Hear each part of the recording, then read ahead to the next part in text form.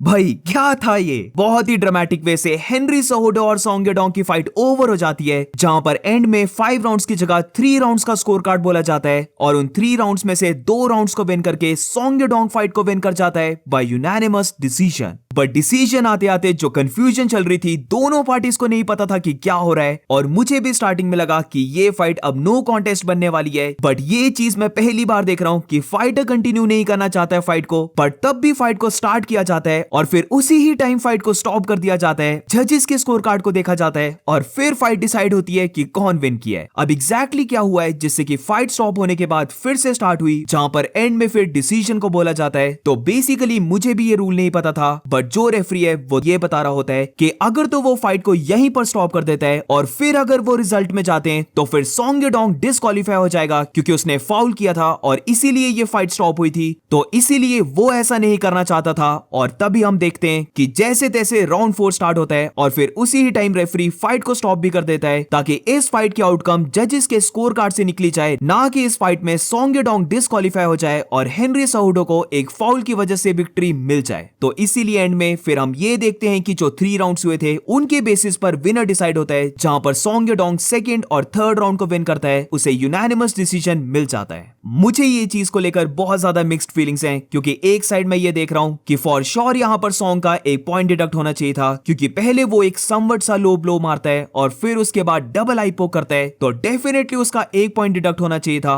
और अगर ऐसा होता तो ये राउंड, क्योंकि ओवरऑल सॉन्ग यडोंग विन कर रहा था बट अब उसका एक पॉइंट डिडक्ट हो जाता, तो फिर ये राउंड 9-9 स्कोर होता और ओवरऑल ये फाइट एक ड्रॉ बन जाती। बट दूसरी साइड मुझे ये भी लग रहा है कि हेनरी सेहुडो ने फुल 5 मिनट्स को लिया था, वो बोल चुका था कि वो फाइट को कंटिन्यू करना चाहता है और फिर इस राउंड को पूरा ओवर किया जाता है। तो इसीलिए दूसरी साइड जो रेफरी ने किया, जहां पर जजेस के स्कोर कार्ड को देखा जाता है और एकदम से सॉन्ग यडोंग को डिस्क्वालीफाई नहीं किया जाता, तो ये भी मुझे बहुत ज्यादा करेक्ट डिसीजन लग रहा है क्योंकि आई पोक होने के बाद पूरे 5 मिनट की रिकवरी होने के बाद हेनरी सेहुडो फाइट को रिज्यूम करता है। मैं गारंटी देता हूं कि हेनरी सेहुडो को डेफिनेटली लग रहा था कि ये फाइट या तो वो डिस्क्वालिफिकेशन की वजह से विन कर रहा है या एटलीस्ट ये फाइट नो कॉन्टेस्ट जाने वाली है, बट एज वी नो कि ऐसा नहीं हुआ, जहां पर सॉन्ग यडोंग को विन दे देते हैं। तो क्या अब इनके बीच में फिर से रीमैच होगा? नोबडी नोज, बट एक चीज मैं जानता हूं कि डैना व्हाइट बहुत ज्यादा पिस्ड ऑफ होने वाला है। ओवरऑल ये कार्ड बहुत ही अमेजिंग जा रहा था, बट सैडली इसकी जो मेन इवेंट है वहीं पर सबसे बड़ा फकअप हो जाता है। बट एटलीस्ट हमें तब भी मेन इवेंट से रिजल्ट सुनने को मिलता है, जहां पर सॉन्ग यडोंग फाइट को विन कर जाता है। तो इस साल हम एक और ऐसा कार्ड देखते हैं जहां पर फाइट के रिजल्ट्स बहुत ज्यादा सरप्राइजिंग थे और पता नहीं इस साल चल क्या रहा है, but most of the undefeated fighters या फिर ऐसे फाइटर्स जो काफी फेवरेट हैं विन करने के लिए, वो फाइट्स को हार रहे हैं। प्रीलिम से हम देखना स्टार्ट करते हैं कि रिकी सिमोन जावेद बशरत, जो बहुत बड़ा फेवरेट था, उसे ब्रूटली नॉकआउट कर देता है। फिर प्रीलिम की मेन इवेंट में है तो यहां पर भी इबो असलान बहुत बड़ा फेवरेट था फाइट को विन करने के लिए, बट होता क्या है, इयन कुटेलाबा फर्स्ट ही राउंड में इबो असलान को सबमिट कर देता है और ये चीज किसी ने भी नहीं सोचा था कि इयन फाइट को विन करेगा बाय सबमिशन। मेन कार्ड में आते हैं जहां पर जूलियस वॉकर, जो अनडिफीटेड था फाइट से पहले, बट यहां पर भी अलोंसो मैनीफील्ड उसे अपने करियर का पहला लॉस दे देता है। वेरस इसके बाद जियोन मैट्सुमोटो की बात करें तो वो भी फाइट से पहले 16-0 अनडिफीटेड था, बट यहां पर उसकी फाइट रॉ फॉन्ट के साथ हुई और रॉ फॉन्ट उसे स्प्लिट डिसीजन से बीट कर देता है। तो अगेन हम इस साल एक और कार्ड देखते हैं जो अमेजिंग तो गया है, बट डेफिनेटली जो रिजल्ट्स रहे हैं वो काफी लोगों को सरप्राइज किए होंगे। वेरस अब जल्दी से अगर फाइट्स की बात करें तो स्टार्ट करते हैं मेन इवेंट से ही, जहां पर सॉन्ग यडोंग एक कंट्रोवर्शियल विन ले जाता है अगेंस्ट हेनरी सेहुडो। अब कैसे सॉन्ग यडोंग को विन मिली है ये मैं बता चुका हूं। अब अगर हम यहां पर बस फाइट की बात करते हैं तो ओवरऑल ये फाइट सॉन्ग यडोंग ही विन कर रहा था, बट अगर हेनरी सेहुडो की बात करें तो वो डेफिनेटली फाइट में बना हुआ था और वो बेसिकली फाइट को डॉग फाइट बनाने लग पड़ा था, जहां पर सॉन्ग यडोंग उसके ऊपर मल्टीपल पंचेस को तो लैंड कर रहा था, बट जो बीच बीच में हेनरी सेहुडो अपने एक या फिर 2 पंचेस को लैंड कर रहा था, वो सॉन्ग यडोंग के ऊपर काफी इंपैक्ट को डाल रहे थे और ये फाइट मुझे लगता है एक क्लोज फाइट जारी थी। स्टार्टिंग के राउंड की बात करें तो मैं काफी सरप्राइज था कि सॉन्ग यडोंग पहले राउंड को बहुत ही ज्यादा स्लो स्टार्ट करता है। वो बस हेनरी सेहुडो के ऊपर लेग किक्स हो गई और काउंटर शॉट्स पे रिलाय कर रहा था, बट अगर हेनरी सेहुडो की बात करें तो वो बहुत ज्यादा मूवमेंट को शो करते हुए यहां वहां पंचेस को लैंड कर दे रहा था। और फिर मिड ऑफ द राउंड में ऐसी मूवमेंट भी आती है जहां पर हेनरी सॉन्ग के ऊपर एक बहुत अच्छी लेग किक को थ्रो करता है, जिसकी वजह से स्प्लिट सेकंड के लिए सॉन्ग की लेग भी लिम्प पड़ जाती है। और मुझे लगा कि ये देखने के बाद हेनरी सेहुडो अब राउंड 2, राउंड 3 में और भी ज्यादा लेग किक्स को थ्रो करने वाला है, बट ये चीज हम हेनरी से बहुत ही कम देखते हैं। राउंड 2 स्टार्ट होता है और अब सॉन्ग यडोंग अपनी स्पीड को पकड़ने लग पड़ता है, जहां पर वो पूरी फाइट में हेनरी के ऊपर काफी अच्छे शॉट्स, और जब भी हेनरी सोहोडो डिस्टेंस को क्लोज करके अपने पंचेस को लैंड करने का देख रहा होता है तो सॉन्ग यडोंग इतना ज्यादा फास्ट होता है कि वो हमेशा हेनरी सोहोडो को टैग करे जा रहा था। और जब ये फाइट डिस्टेंस में रह रही थी तो सॉन्ग यडोंग का जैब और जो उसकी लेग किक्स थी उन्होंने हेनरी को बहुत ट्रबल में डाला।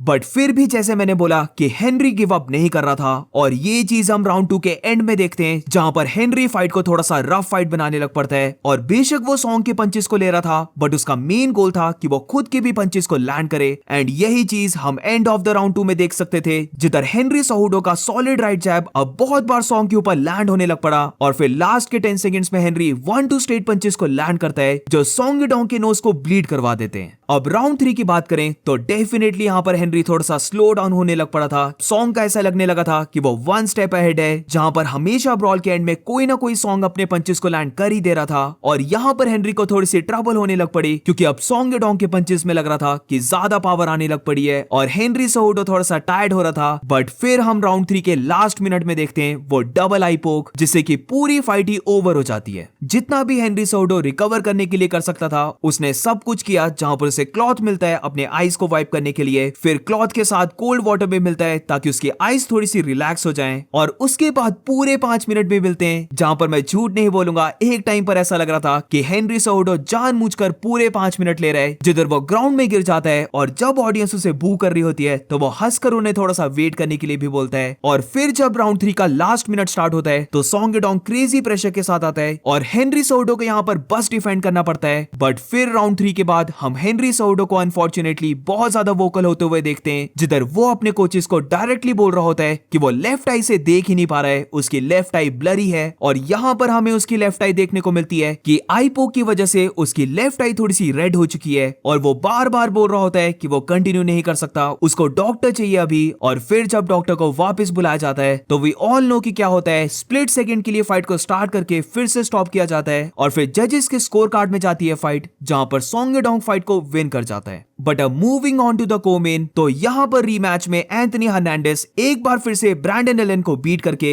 यूनानिमस वे से फाइट को विन कर जाता है। अब ये पूरी फाइट में हमने ग्रैपलिंग मैच को देखा है, जो समवट राउंड 3 में थोड़ा सा बोरिंग बनता गया, बट ओवरऑल ये फाइट एक काफी क्लोज फाइट थी, जहां पर फर्स्ट राउंड को ब्रैंडन एलन विन करता है। वो एंथनी हर्नांडेज के ऊपर ह्यूज शॉट्स को लैंड करता है, बट फिर एंथनी हर्नांडेज उसे ग्राउंड में लेके चले जाता है, जहां पर लग रहा था कि एंथनी हर्नांडेज अब इस राउंड को विन करने वाला है। बट फिर वो खुद की गलती से अपनी पोजीशन को लूज कर देता है, और एलन को मिल जाती है टॉप पोजीशन, जहां पर टॉप से वो सबमिशंस लगाने का देखता है, और थोड़े से ग्राउंड एंड पाउंड पंचेस के बाद ये राउंड वो खुद के लिए सिक्योर कर लेता है। बट यही चीज जब हम राउंड 2 में देखते हैं तो ये पूरा राउंड एंथनी हर्नांडेज का रहा, जहां पर वो स्टार्टिंग में ही ब्रैंडन को ग्राउंड में लेके चले जाता है, उसके ऊपर मल्टीपल सबमिशंस लगाने का देखता है, और ये फाइट बेसिकली पूरी ग्राउंड में ही रहती है, जहां पर एलन के पास कोई भी आंसर नहीं था कि वो इस पोजीशन से कैसे बाहर निकले। राउंड 3 की बात करें तो यहाँ पर एलन स्टार्टिंग में काफी अच्छे पंचेस को लैंड करता है, वो 2 बार अपने ह्यूज पंचेस से एंथनी हर्नांडेज को थोड़ा सा हर्ट भी कर देता है, और हम देख सकते थे कि एंथनी थोड़ा सा बैकअप हो रहा है। बट फिर जैसे राउंड 2 की स्टोरी रही वैसे ही सेम जाती है ये, जहां पर हर्नांडेज को टेक डाउन मिल जाता है, वो एलन को ग्राउंड में लेके जाता है, और लास्ट मिनट तक मैं बोलूंगा क्योंकि एंथनी हर्नांडेज ने ज्यादा डैमेज को नहीं दिया था तो ये round damage wise Brandon Allen win कर रहा था। बट फिर हम लास्ट में देखते हैं कि एंथनी हर्नांडेज सबमिशन को लगाने लग पड़ता है, और बेशक काफी लाइट पंचेस, बट वो फिर भी कुछ ना कुछ पंचेस थ्रो कर रहा होता है, और इसीलिए मेरी ओपिनियन में ये राउंड क्लोज तो काफी था, but Anthony Hernandez for sure इस राउंड को भी विन किया। अब moving on to the next fight, तो ये फाइट को मेन इवेंट के बिल्कुल ऑपोजिट फाइट गई है, जहां पर रॉ फॉन्ट और जियोन मैट्सुमोटो बहुत ही क्रेजी आउटपुट को शो करते हैं। ये most likely fight of the night है, जहां पर रॉ फॉन्ट काफी क्लोज वे से विक्ट्री को एज आउट कर जाता है, और वो फाइट को विन करता है बाय स्प्लिट डिसीजन।